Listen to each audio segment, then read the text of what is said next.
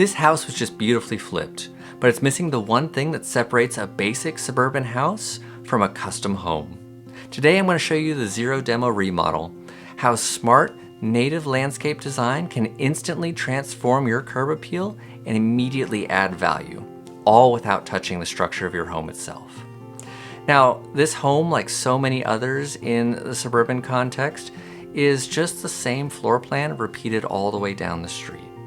There's very little to differentiate from its neighbors aside from some small cosmetic differences and of course paint colors. Now the flippers made great decisions on paint colors to separate this home from its neighbors, but that's where they stopped. Now here you can see how I would have designed the landscaping from this home. All of the plants are native except of course for the hydrangeas, but hydrangeas are very well behaved and they do very well in our area. After all, I'm not a purist. I don't think everything in your landscape has to be a native plant as long as it makes sense and it matters for you.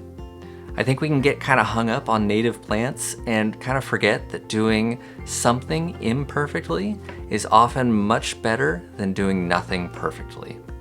While this is a more affordable home, this landscaping would still pay for itself in the value that it adds. Not only does it add monetary value, but it immediately adds a wow factor and really increases that first impression. Things that really aren't easy to add a monetary value to. More than that, it brings life to your front door.